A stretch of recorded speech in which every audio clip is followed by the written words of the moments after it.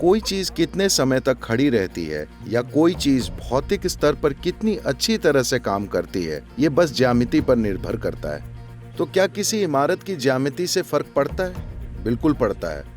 पेड़ पौधों और जानवरों और हर चीज के मामले में हम ये जानते हैं कि जिस माहौल में वो रहते हैं वो बहुत महत्वपूर्ण होता है, वरना उनका विकास नहीं होगा। यही इंसान पर भी लागू होता है।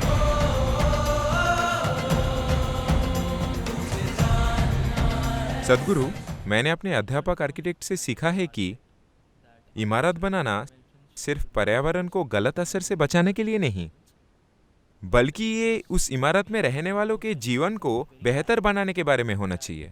तो एक आर्किटेक्चर का छात्र होने के नाते मैं जानना चाहता हूँ कि क्या इमारत की डिजाइन में उन लोगों को स्वस्थ करने की और उनके जीवन की क्वालिटी को बेहतर बनाने की काबिलियत होती है जो उसमें रह रहे हो? देखिए, अगर आप भौतिक दुनिया पर नजर डालें तो वो चाहे आपका शरीर हो या घास का एक तिनका या धरती या जो भी, भौतिक ब्रह्मांड पूरी तरह से ज्यामिति से संबंध रखता है ना। उदाहरण के लिए, ये शायद 3 साल पहले की बात है। मैं ईशा योग केंद्र में टहल रहा था और आमतौर पर लोगों को लगता है कि इसकी वास्तुकला या बनावट अनोखी और सबसे अलग है। तो मैं अलग अलग चीजों को बारीकी से देखते हुए टहल रहा था। फिर मैंने एक जगह देखी जहां हर दिन बहुत सारे लोग आते हैं। वहां एक पेड़ की डाल थी जो एक खास तरह से थी। तो मैंने उसे देखकर कहा, कृपया इस डाल को काट दीजिए। मैंने उन्हें वजह नहीं बताई, मैंने बस कहा कि इसे काट दें और चल दिया। अगले दिन मैं विदेश यात्रा पर चला गया और लगभग 1.5 महीने आश्रम में नहीं था। फिर 2 या 3 हफ्ते बाद उन्होंने बहुत शर्मिंदा होकर मुझे एक मेल भेजी कि सदगुरु, आपने हमसे पेड़ की डाल को काटने को कहा था, पर हमने सोचा कि सदगुरु किसी पेड़ की डाल को क्यों काटना चाहेंगे, जबकि मैं हमेशा कहता हूं कि आपको कोई चीज सिर्फ तभी काटनी चाहिए जब भी बिल्कुल जरूरी हो। तो हमने उसे नहीं काटा, पर तेज आंधी और बारिश आई और वो डाल गिर गई। सौभाग्य से लोग वहां नहीं थे। अगर लोग होते तो उन्हें चोट लग सकती थी। हमें बहुत दुख है, हम नहीं जानते थे कि आपने हमसे डाल काटने को क्यों कहा था। देखिए, कोई चीज कितने समय तक खड़ी रहती है या कोई चीज भौतिक स्तर पर कितनी अच्छी तरह से काम करती है, ये बस ज्यामिति पर निर्भर करता है। मेरा मतलब आपके शरीर से भी है। आपके बैठने के तरीके से तय होगा कि आपके शरीर के अलग अलग अंग कितने समय तक चलेंगे, आप कैसे खड़े होते हैं, कैसे चलते हैं। आजकल रेस में दौड़ने वालों और दूसरों के लिए शरीर की अवस्था को ठीक करना एक बहुत बड़ा विज्ञान बन गया है। उनके पास मशीनें हैं, उनके पास स्कैन करने की मशीनें हैं जो बताती हैं कि जब आप ऐसे खड़े होते हैं आपकी रीढ़ कैसी रहती है, आपकी पसलियां कैसी रहती हैं, ऐसे करते हैं तो आपका आमाशय कैसा होता है, लिवर कैसा होता है, ये सब। क्योंकि अगर आप गलत तरीके से दौड़ेंगे तो खुद को नुकसान पहुंचा देंगे। खेलकूद में अब ये बड़े स्तर पर शामिल हो गया है, लेकिन योग में ये हमेशा रहा है। योग की पूरी पद्धति आपकी ज्यामिति को विशाल ब्रह्मांडीय ज्यामिति की सीध में लाने से संबंधित है, ताकि आप कम से कम टकराव के साथ काम कर सकें। अगर आप क्या यहाँ मैकेनिकल इंजीनियर मौजूद हैं? अगर आप कहते हैं कि कोई मशीन बहुत अच्छी है, तो आप दरअसल ये कह रहे हैं कि इसकी ज्यामिति अच्छे से सीध में है। ज्यामिति के तालमेल में ना होने का मतलब बहुत सारा टकराव है ना। तो ये आपके शरीर पर भी लागू होता है, ये हर आकार और रूप पर लागू होता है। ब्रह्मांड में काम करने वाली हर चीज को ज्यामितिक रूप से तालमेल में होना होगा, वरना वो गड़बड़ी पैदा करेगी। तो क्या किसी इमारत की ज्यामिति से फर्क पड़ता है? बिल्कुल पड़ता है। खासकर अगर आप थोड़े संवेदनशील हैं तो इससे बहुत बड़ा फर्क पड़ेगा। हर किसी पर इसका असर होता है। ज्यादातर लोग ये नहीं समझ पाते, वे अपने बारे में कुछ भी महसूस नहीं करते, वे बस नतीजा जानते हैं। वे सिर्फ इतना जानते हैं कि मुझे अच्छा नहीं लग रहा, वो ये नहीं जानते कि उन्हें अच्छा क्यों नहीं लग रहा। लोग उस पर गौर नहीं करते, लेकिन आपके आसपास मौजूद आकृतियां और आकारों का असर पड़ता है, क्योंकि आप खुद एक भौतिक आकार हैं। और ये भौतिक आकार कैसा है, ये कैसा है, वो कैसा है, इस सब का ज्यामिति की दृष्टि से कुछ असर होता है। आप में से बहुत से लोगों ने ये महसूस किया होगा, खासकर लड़कियां, जब वे किसी इमारत में घुसती हैं तो शायद वे इसे ज्यादा महसूस कर सकती हैं। मुझे ये अच्छी नहीं लगी, बस यूं ही। ये हमेशा होता है जब आदमी और औरत, पति और पत्नी घर खरीदने जाते हैं तो पति सारे कागजात देखता है और कहता है ये अच्छा है, ये ठीक है और कीमत भी वाजिब है, ये बहुत बढ़िया है। वो अंदर जाती है और कहती है मुझे अच्छा नहीं लगा। क्यों मुझे अच्छा नहीं लगा? बस क्योंकि उसे अच्छा महसूस नहीं हो रहा है। वो बस यही जानती है, उसे वजह नहीं पता, उसे नहीं पता कि वो क्या आकार है जिसकी वजह से ऐसा हो रहा है, लेकिन उससे पता है कि यहाँ अच्छा महसूस नहीं हो रहा। तो आकृतियों और आकार का आप पर काफी असर होता है। ये पर्याप्त ध्यान देने से पता चलेगा। आपको इस पर ध्यान देना चाहिए। क्या आप दक्षिण भारत से हैं? तो आप केरल से आए हैं।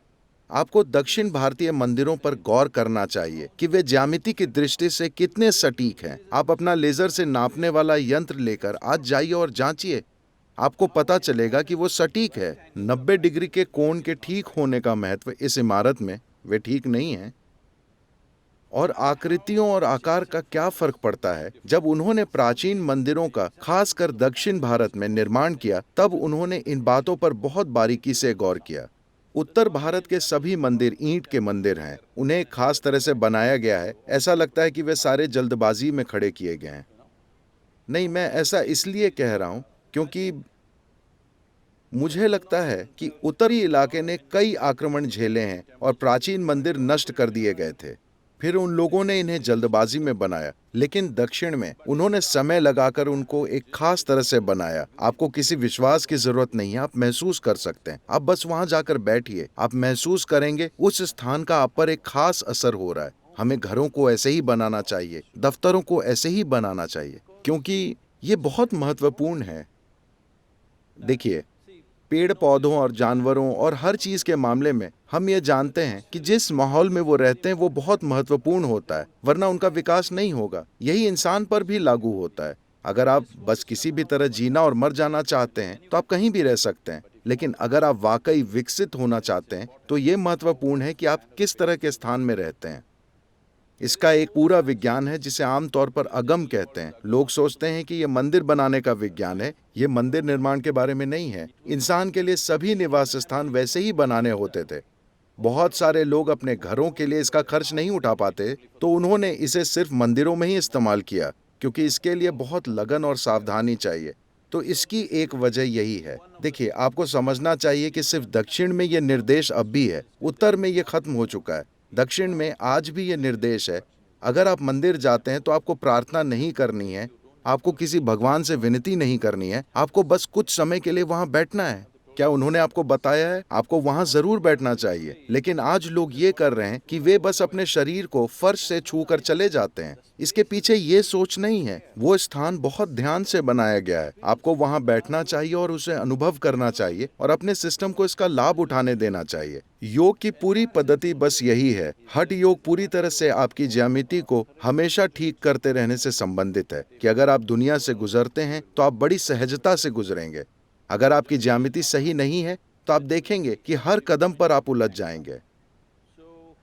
तो आज भारत में वास्तुकला को देखें तो बस कुछ को छोड़कर जिन नई इमारतों का निर्माण किया जा रहा है, दुर्भाग्य से हमारे अंदर एक गंभीर मानसिक गुलामी है। जो भी पश्चिमी देशों में किया जा रहा है हम भी वही कर रहे हैं, बिना अपने मौसम को ध्यान में रखे, बिना यहाँ के तापमान और हर चीज का ख्याल किए, बस यूं ही। यहाँ तक कि हमारा पहनावा भी ज्यादातर वैसा है। अगर आप आईआईटी से पढ़कर निकलते हैं तो शायद आप में से ज्यादातर सूट पहनेंगे कोट के साथ और अपने गले में एक फंदा।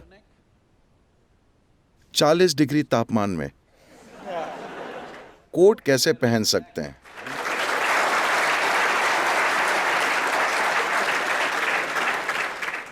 मैं किसी महत्वपूर्ण सीईओ से मुलाकात कर रहा था और मैंने उनसे कहा, देखिए, आपकी बोर्ड मीटिंग में कई कंपनियों में जरूरी है कि वे कोट और टाई पहने हुए हों।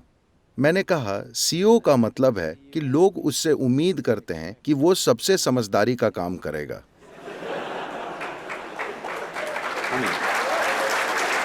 नहीं, हमें समझना चाहिए कि एक बड़ी कंपनी का मतलब है कि लोगों ने अपना पैसा, अपनी बचत, अपनी मेहनत की कमाई किसी को सौंप दी है और उम्मीद करते हैं कि यह आदमी सबसे समझदारी की चीज करेगा। लेकिन यह इंसान 40 डिग्री तापमान में टाई के साथ एक मोटा कोट पहनता है। मैं इस इंसान से समझदारी की उम्मीद नहीं करता। तो वास्तुकला का संबंध बस इमारतों से नहीं है। जिस तरह से हम बैठते और खड़े होते हैं, फर्नीचर, यहाँ तक कि हमारा पहनावा एक तरह से वास्तुकला है, ठीक है? हम इसे तरह तरह के नामों से बुला सकते हैं, डिजाइन या फैशन कह सकते हैं, लेकिन ये दरअसल रूप और आकार के बारे में। ये बहुत बहुत महत्वपूर्ण है। यही समय है कि हम इसे फिर लाएं, क्योंकि पिछले करीब 50 सालों में 1950 से जब से आईटी शुरू हुआ है, हम सर्वाइवल मोड में हैं। इस देश के लोगों को किसी तरह से जीवित रखने की जी तोड़ कोशिश कर रहे हैं। अब हम खुशहाली के एक ठीक ठाक स्तर पर आए हैं। हालांकि ये हर मनुष्य तक नहीं पहुंची है, पर बड़ी संख्या में लोग ठीक ठाक जी रहे हैं। यही समय है जब हम रहने के ज्यादा उन्नत तरीके पर गौर करें। और ये हमेशा ज्यादा महंगा नहीं होता, ये महंगा नहीं है। हम बहुत शानदार चीजें बना सकते हैं। आपको आकर देखना चाहिए, हमने ऐसी इमारतें बनाई हैं। देखिए, फिलहाल मैं आपको सबसे आसान चीज बता रहा हूं। अभी यहाँ छत समतल है। मैं नहीं जानता कि बाहर से ये छत कैसी है। क्या ये ए फ्रेम है?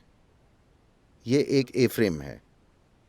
तो अभी छत और गुरुत्वाकर्षण के बीच एक लड़ाई है या नहीं? हो सकता है कि आपको ये लड़ाई ना दिखे, लेकिन ये जारी है। यहां पर तनाव है।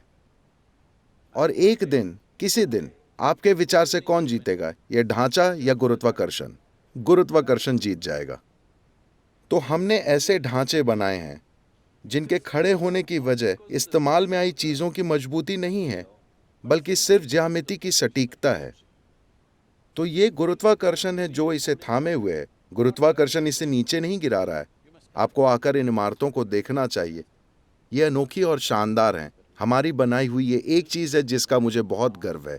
इनका डिजाइन ऐसा है जो कम से कम 3 से 5 हजार साल तक खड़ा रहेगा, क्योंकि इसमें समय के साथ खराब होने वाली कोई चीज नहीं है। इसमें कोई स्टील, कोई सीमेंट, कोई कंक्रीट नहीं है। ये बस पकाई हुई ईंटें हैं। देखिए, अगर आप मोहनजोदाड़ो या हड़प्पा भी जाते हैं, या जो भी सबसे प्राचीन सभ्यता, तो आपको वहां क्या मिलता है? सिर्फ पकाई हुई चिकनी मिट्टी ही कायम रही है। पकाई हुई चिकनी मिट्टी और बस चूना ही चीजों को वहीं ऊपर थामे हुए है। ये पदार्थ की मजबूती से नहीं हुआ, ये ज्यामिति की सटीकता से हुआ है। ये इलाका भूकंप की दृष्टि से संवेदनशील है, तो हमने इसे रेत की परत पर बनाया है, तो ये छोटे मोटे झटके सह सकता है। मान लीजिए एक बहुत बड़ा भूकंप आता है जो जमीन को चीर देगा, सिर्फ तभी ये गिरेगा, वरना ये नहीं गिरेगा।